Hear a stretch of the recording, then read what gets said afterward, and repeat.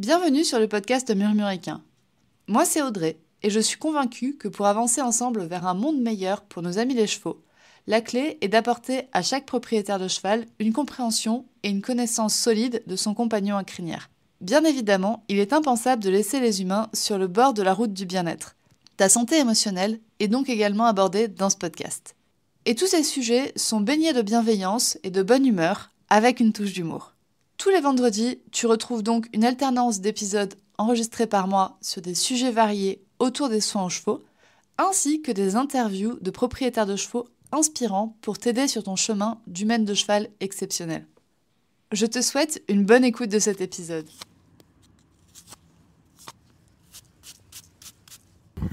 Bonjour à toutes et bienvenue dans ce nouvel épisode du podcast Murmuricain. Alors cet épisode va être un petit peu différent des épisodes que tu as l'habitude d'écouter. C'est-à-dire que, normalement, dans les épisodes, chaque semaine, je fais en sorte de te transmettre énormément de connaissances, de compétences, de valeurs dans ces épisodes de podcast. Et j'attends pas grand-chose en retour. J'attends rien en retour, en fait. Je fais ça parce que j'ai ce besoin de transmission aux personnes.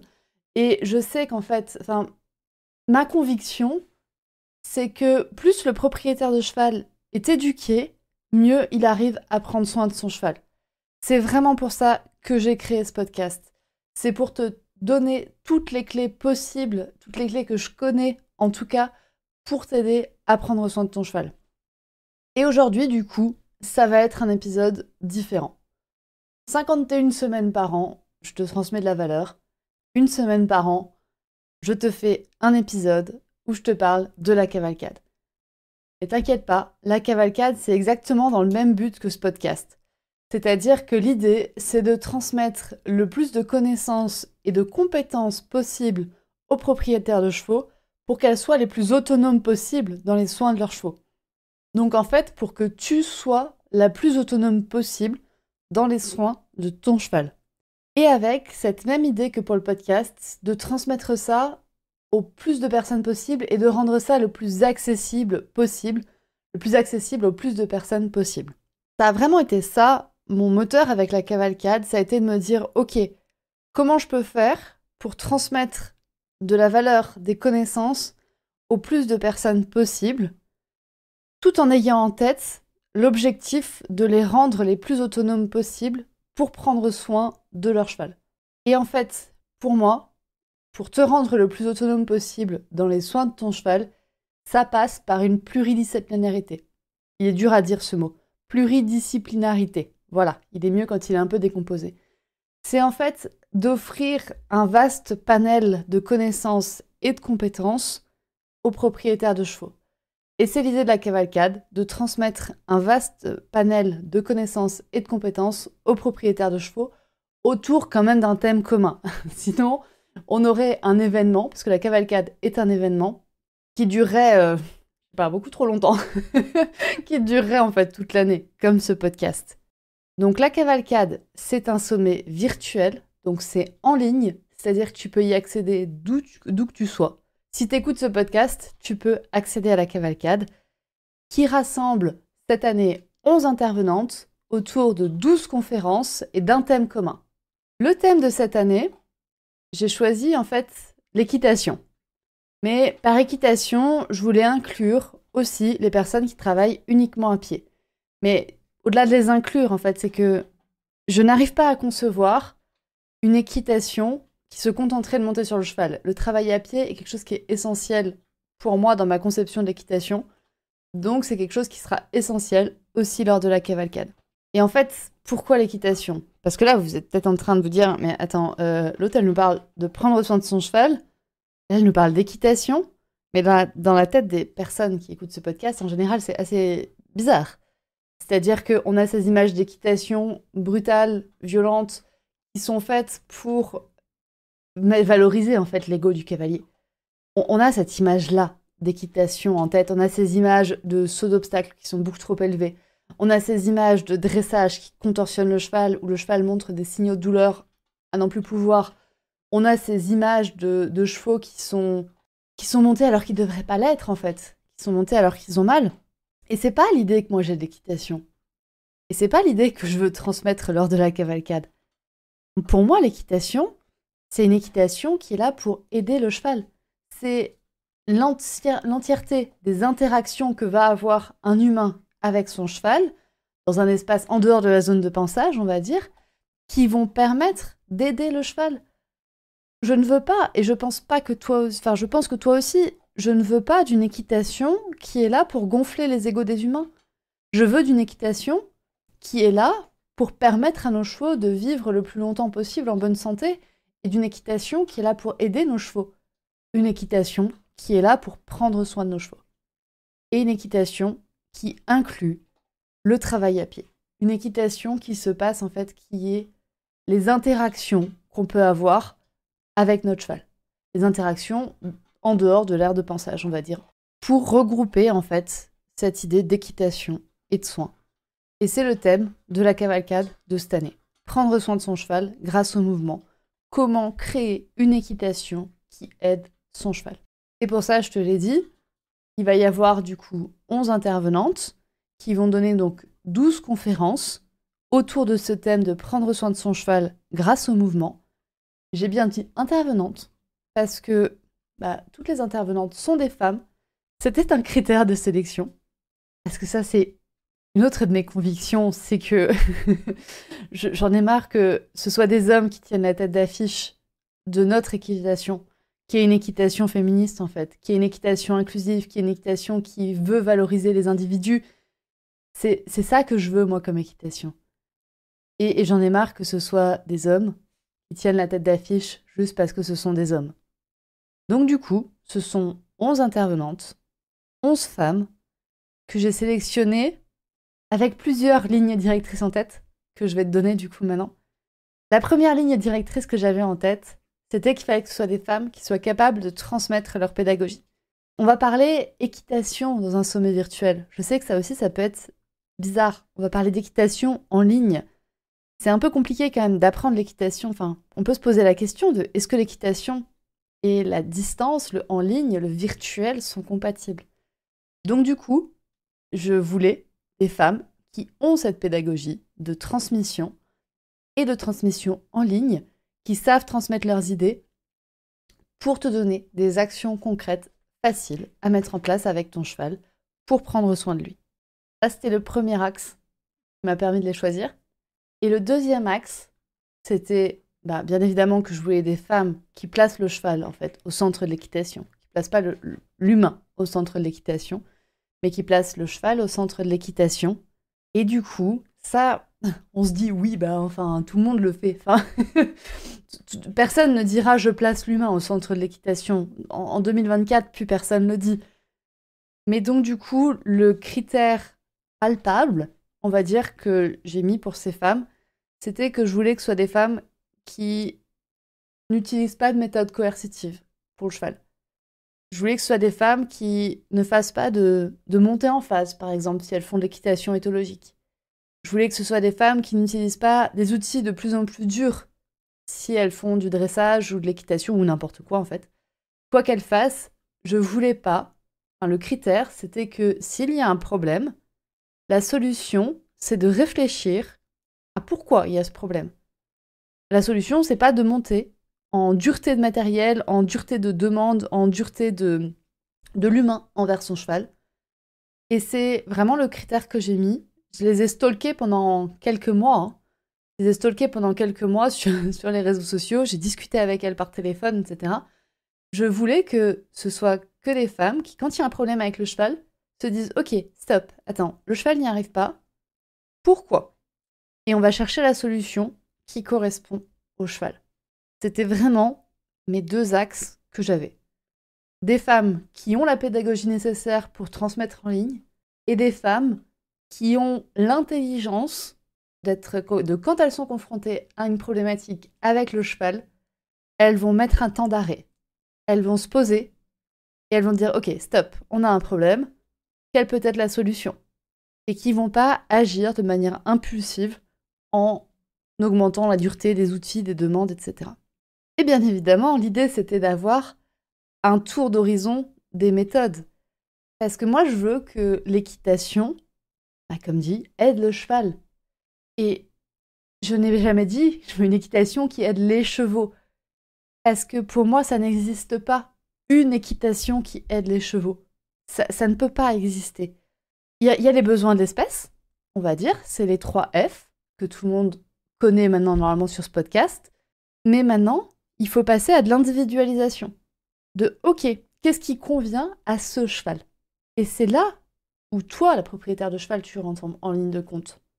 C'est le moment là où c'est toi qui vas devoir dire OK, qu'est-ce qui convient à mon cheval?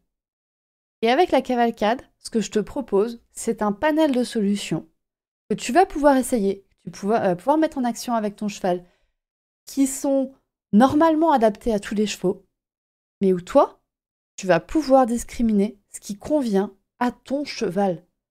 Et donc, créer ton plan de progression pour ton cheval, pour aider ton cheval, pour créer l'équitation qui aide ton cheval.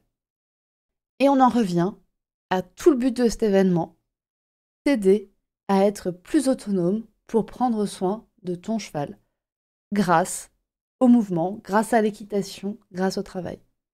Donc du coup, le programme de la cavalcade est vaste pour te permettre de trouver ce que ton cheval aime, ce dont ton cheval a besoin, ce que toi tu aimes, ce dont toi tu as besoin, et de créer l'équitation qui aide ton cheval. Donc du coup, dans ce programme, je vais te détailler maintenant du coup le programme et les intervenantes du coup.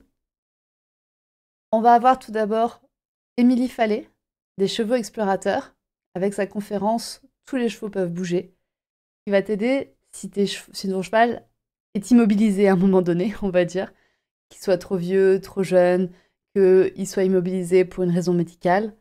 Émilie t'aidera lors de cette conférence. On aura ensuite Juliette Giraud de Very Happy Soul, qui te parlera du calme grâce au mouvement. Ça peut être antinomique, mais ça existe. Et c'est possible d'acquérir le calme de ton cheval grâce au mouvement. On aura Julia de Wild Taina qui te parlera de comment débuter en cordelette.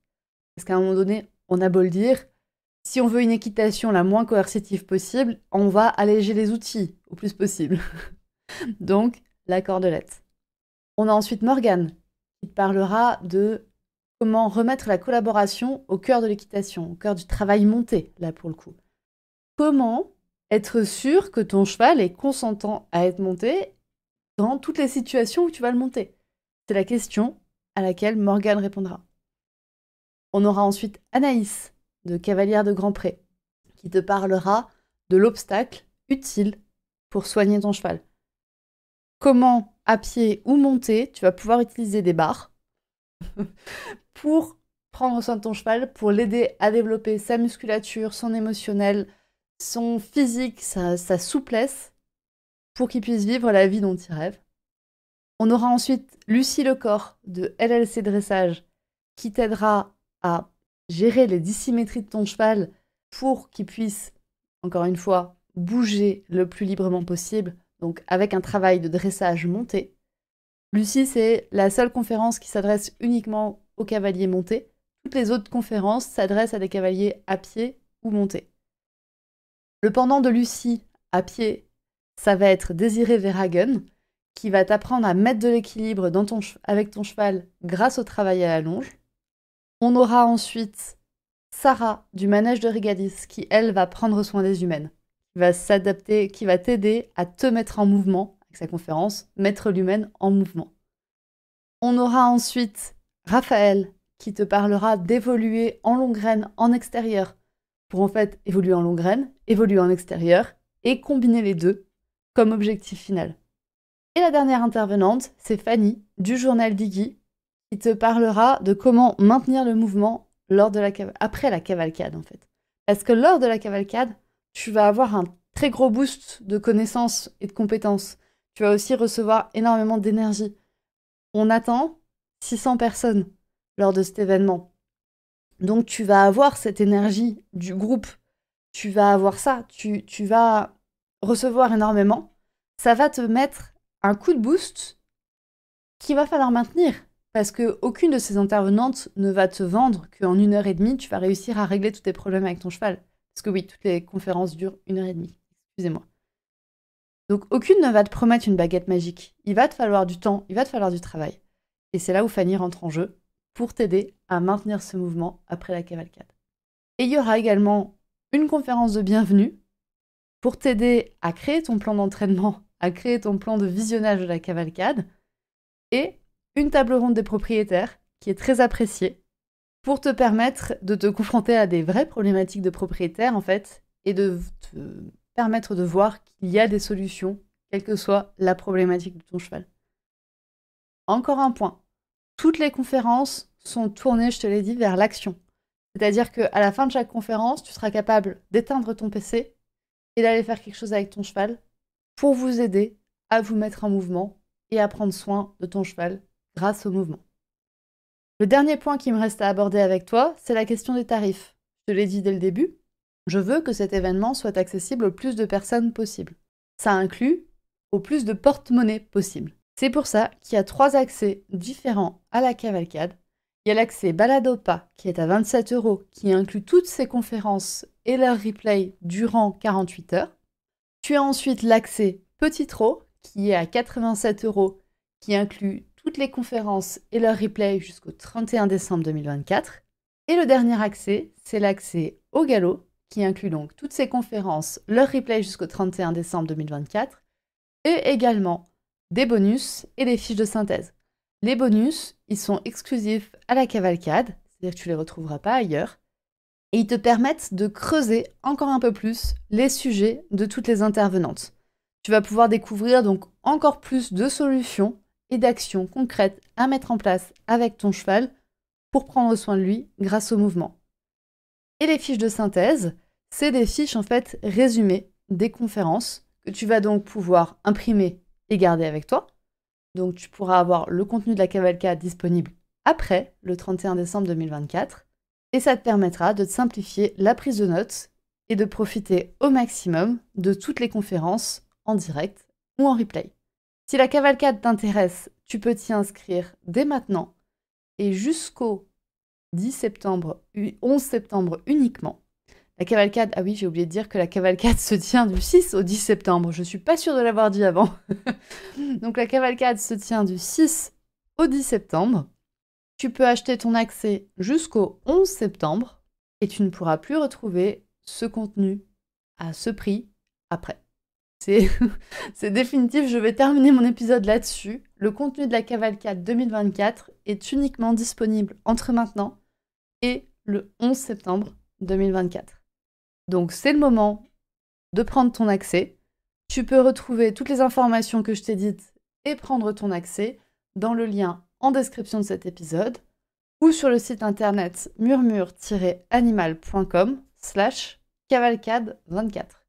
Tu peux également me retrouver sur Instagram pour être sûr de ne rien louper.